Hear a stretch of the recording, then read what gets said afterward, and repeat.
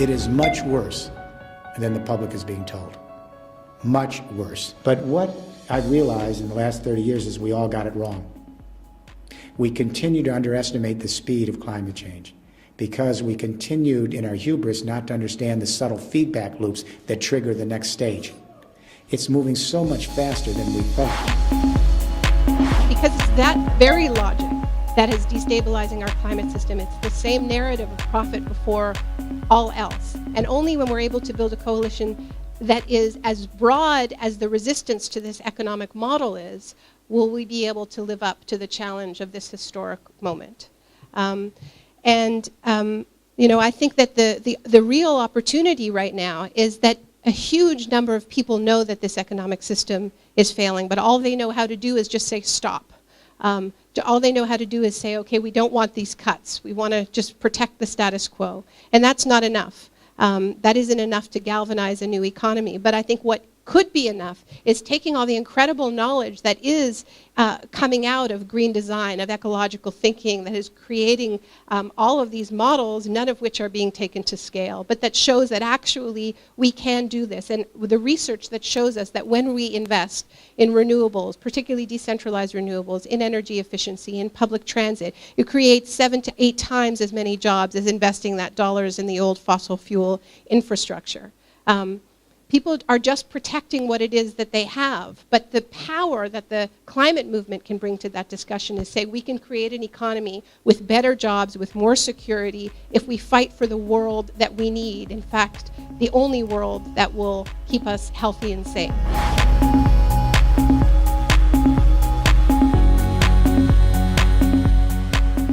What are distributed energies? After this interview, go outside in your home and you'll have all the energy you need in the backyard. The sun shines all over the world every day. The wind blows across the planet every day. We have a hot earth underneath us. It's the core of the earth is red hot for geothermal heat everywhere.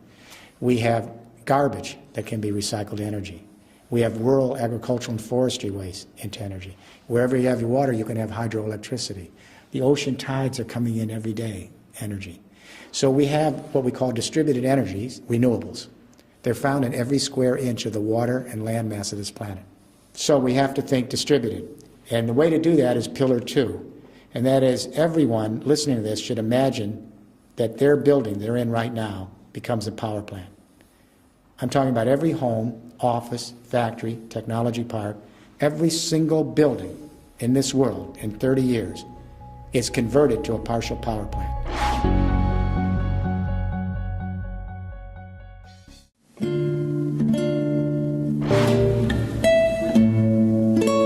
This is John di Stasio. He's from America. He has his own Energiecoöperatie with 600,000 members. In 1946, we actually, Sacramento had the opportunity to form this type of a cooperative arrangement in 1923, but they had to buy the net from the local investor-owned utility, Pacific Gas and Electric. And they had to fight with them for 23 years over the value in the courts. And wow. So they didn't serve any electricity until 1946 when they acquired the net. Okay. Yeah. So 23 years. 23 years. Fighting. So they had a large motivation to form this type of an organization, and they had the authority to do it, but they did have to still negotiate the value of the net to buy it from the incumbent company. And why were they so motivated for 23 years?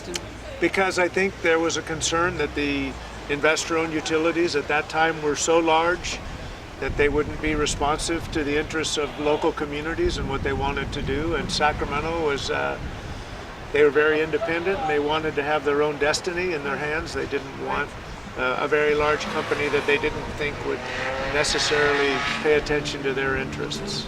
Great. So you're 70 years ahead of us. Yeah, that's right.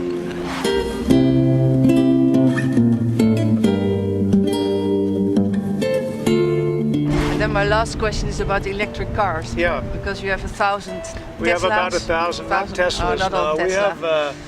We have quite a few of the Chevy Volt and the Yes. Leaf and the Tesla, but not too many Teslas. But we have No. about 1,000 in total of different Yes, kinds of in electric Sacramento, cars. Yeah, in yes. Sacramento. And what does it do to the net?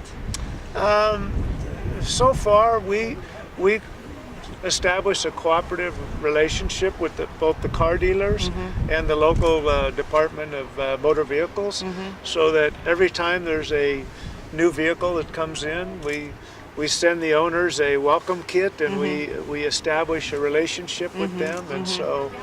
Oh, that's great. So we understand Yeah. where these cars Yeah. exist and, Okay. and what their preference for charging is, and we give them a discount if they charge off-peak Okay, good. on our rates. And so we're trying to encourage electric transportation because it's probably, that's the biggest contributor to carbon in California is transportation.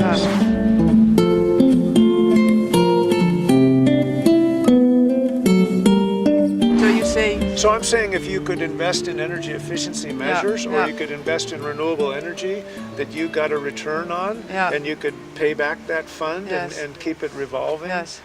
We have right now an energy efficiency and renewable fund is $70 million, and we charge about 7% interest. Okay. And it makes enough money to pay the administrative cost and pay back the loan. And then it creates a rotating fund that as people pay it off, there's more money there for the next person.